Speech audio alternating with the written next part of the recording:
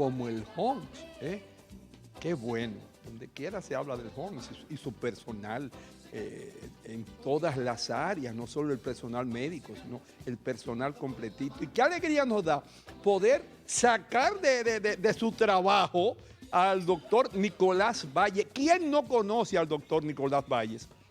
Todo el mundo. Él es coordinador del COVID en el Homs y ahora mismo se está hablando, yo estoy asustado, ustedes me ven a mí pero se está hablando de una saturación del área hospitalaria en la ciudad de Santiago y en el país. Entonces yo agradezco a Jordi, a la gente del Homs, que nos facilitan brevemente al doctor Nicolás Valle para que nos hable de eso precisamente. Doctor, bienvenido al programa, el agradecimiento es nuestro. Gracias por su tiempo para nosotros. Gracias a ustedes por tomarnos en cuenta, invitarnos a hablarle a su público. Doctor, la situación del Homs, en el caso particular, ¿cuál es? En el área de COVID, ¿está realmente llena el área? ¿Hay saturación allá? Háblenos de esto, por favor. Bueno, aquí a nivel del Hospital Metropolitano de Santiago no podemos hablar de saturación.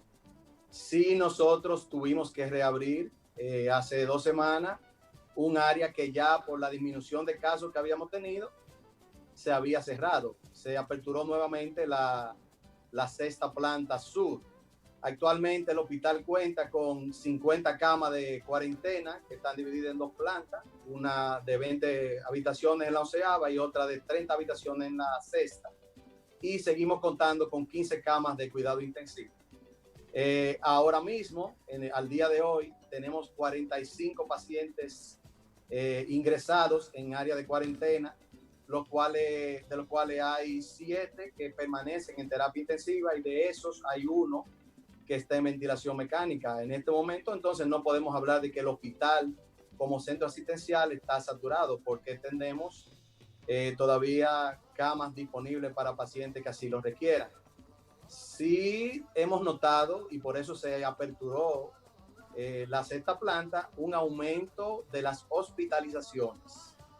Del 1 al 7 del mes solamente ingresamos 30 pacientes. Se inició la reapertura de la sexta porque para la semana del 8 al 15 tuvimos 54 ingresos y en esta semana del 16 al 23 hemos tenido 65 ingresos.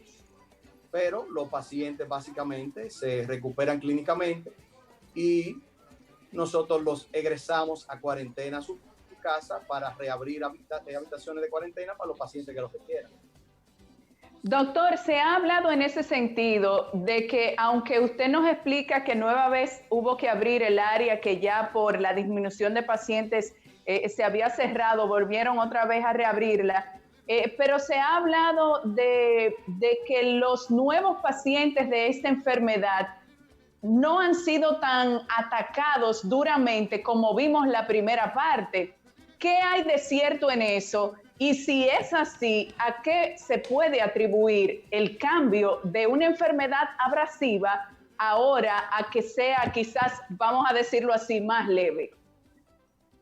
Bueno, yo no diría que más leve. Lo que sí hemos notado, y de verdad que no tuve tiempo hoy porque acabo prácticamente de salir, de pasarle visita a los 39 pacientes que tenemos en cuarentena. No tuve tiempo de ver la edad, pero sí hemos notado en las últimas 2 semanas un cambio en la edad de los pacientes que estamos ingresando. La edad media de los pacientes que estamos ingresando antes de esta segunda ola es alrededor de 56 años, pero definitivamente los pacientes que estamos ingresando en estas 2 últimas semanas son pacientes mucho más jóvenes de ahí. Estamos hablando de pacientes entre 25 y 45 años. Inclusive creo que ahora mismo en el área de cuarentena, por encima de 50 años, solamente tenemos 2 pacientes. Entonces, puede ser que la sensación que ve la población de que los pacientes que estamos recibiendo son menos severos que antes, se deba a que los pacientes que se reciben son pacientes más jóvenes. También recuerden que ha habido mucha información y por eso, comparado con el grupo que se ingresó durante la primera parte de esta pandemia, los pacientes están acudiendo a buscar ayuda médica mucho más rápido. Antes teníamos pacientes que venían ya hasta con 2 semanas de evolución, que teníamos que ingresar directamente intensivo en insuficiencia respiratoria y ventilar. Los pacientes nos están llegando con menos días de evolución y por lo tanto tenemos pacientes que ingresan con un cuadro clínico más leve. Lo otro es que también tienen que tomar en cuenta que tenemos ya alrededor de unos 3 meses en esta pandemia, lo cual ha hecho que en la marcha el grupo que está trabajando ya tenga mucho más conocimiento y que esos conocimientos sean más firmes, porque todos los días hay más publicaciones sobre el tema. Entonces yo no creo que sea tanto un cambio en el comportamiento del virus, sino más que nada un cambio en la población en cuanto a la edad. Son pacientes más jóvenes. Segundo, están acudiendo más rápido. Y tercero, tal vez un poco más de conocimiento sobre el tema y tomar medidas mucho más rápido que lo que se tomaban antes. Y las consultas normales, yo mismo quiero ir a mi médico, uno tiene su tiempo de estarse chequeando. Las consultas normales, ¿cuándo? ¿Hay alguna esperanza de que usted me diga, el home va a abrir las consultas normales a partir de tal fecha? Ay, doctor. Sí, Fabián, el Hospital Metropolitano, a partir del anuncio del gobierno de que se iba a reiniciar la reapertura económica del país, también se postuló el inicio de la reapertura del hospital de manera gradual. Para eso se diseñó todo un plan, el cual fue consensuado entre la parte administrativa y la parte médica, y el hospital actualmente, vamos a decir que está dividido en 2 partes. Un hospital que es COVID, en el cual tenemos los pacientes de cuarentena, y un hospital el cual es para pacientes que tienen otro tipo de patología, porque como era de esperarse, las otras patologías van a seguir sucediendo. Tenemos corredores para cada tipo de paciente que son independientes y evitan la contaminación de un paciente a otro. Con mucho orgullo debo decir que, número 1, el Hospital Metropolitano no tiene nadie del personal médico y paramédico ligado al área de COVID que desde que esto empezó se haya contaminado. Gracias a Dios, qué bueno. Excelente noticia. Segundo, como todos ustedes comprenderán, nosotros ingresamos pacientes en el área de COVID porque vienen con sospecha, pero al final nos salen negativos. Nosotros tenemos una positividad que ronda el 61%. Eso significa que de cada 100 pacientes que hemos ingresado, 39 nos han salido positivos. Hasta ahora no hemos tenido uno solo de esos pacientes que se haya reportado como contaminado en el área hospitalaria. O sea que esos pacientes o se sacaron del área de COVID a área normal porque su patología así lo requería, o cuando se descartó la enfermedad se mandó a su casa, y ninguno de esos pacientes ha regresado al hospital enfermo de COVID. En cuanto a las consultas, hay un corredor para la consulta, y para que las consultas sean seguras para los pacientes, los ascensores tienen limitación en la capacidad de personas que se pueden mover. Se le exige a todo el mundo el uso obligatorio de mascarilla para la visita del área de consulta. A todos los pacientes se les ordena el lavado de manos con solución alcoholada antes de subir las áreas de consultas, y a todos los pacientes en el área de evaluación, antes de acceder al área de ascensores, se le toma la temperatura. Si se determina que alguien tiene una temperatura elevada, se le dirige hacia el área de emergencia. Yo le diría a usted que todos los médicos que por su edad o por no tener ninguna comorbilidad pueden dar consulta, tienen su consulta abierta desde hace alrededor de unas 6 semanas. Claro, por la pandemia, con limitación en cuanto al número de pacientes que tenemos que recibir en cada consultorio, porque, por ejemplo, poniendo mi caso, cada vez que yo veo un paciente, yo limpio mi área, yo personalmente, con solución clorada, y mi secretaria tiene que limpiar su área. ella personalmente. Entonces eso nos toma un cierto tiempo entre paciente y por eso hemos tenido que bajar el flujo de pacientes que vemos, pero las consultas están abiertas, el público puede venir porque es totalmente seguro acudir al Hospital Metropolitano de Santiago, tanto al área de consulta como al área de emergencia, que no es para pacientes respiratorios.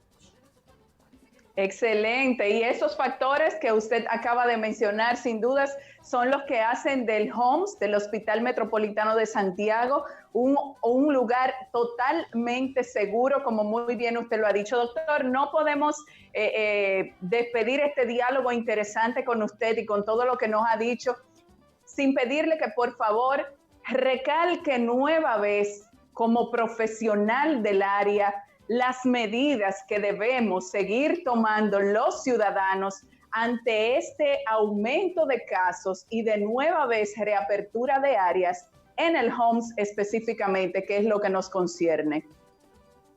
Bueno, o sea, aunque ustedes me están viendo sin mascarilla, eso es porque yo estoy hablando con ustedes para la televisión, pero en el hospital todos andamos con mascarilla. El uso de la mascarilla debe ser obligatorio para todo el mundo cuando esté en áreas donde haya más de una persona. Y el distanciamiento social debe de continuar, porque la pérdida de ese distanciamiento y la relajación que hubo en el público en cuanto al uso de las mascarillas y las reuniones que se dieron después de que el gobierno inició la reapertura económica, la cual estaba más que justificada, porque si no, no íbamos a morir de hambre y no de COVID. Sí. Es lo que ha provocado este aumento de casos que estamos viendo. Yo tengo una teoría que probablemente no sea difícil de probar, pero yo creo que el Día de la Madre nos dio en la madre. Creo que el dominicano, como muy maternal, fue a visitar a su madre el Día de las Madres y eso ha provocado probablemente que muchos pacientes se hayan enfermado de esto. Entonces yo creo que debemos de perderle el miedo al COVID, porque él va a estar con nosotros por mucho tiempo más, hasta que salga una vacuna que funcione y que nos permita volver a algo de normalidad como la de antes. Ahora, el respeto no se lo debemos perder. La enfermedad sigue siendo igual de severa como era antes y sigue siendo igual de contagiosa como era antes de la apertura económica. La apertura económica no ha cambiado en absolutamente nada eso, simplemente fue algo que hubo que hacer de una manera ordenada y pensada, pero había que hacerlo porque si no, vuelvo y repito, no íbamos a morir de hambre. Pero por favor, mantener el distanciamiento social, mantener el uso de mascarilla continuamente y el lavado de las manos frecuente, eso no debemos olvidarlo. Doctor, llévemele un abrazo al personal completito del HOMS.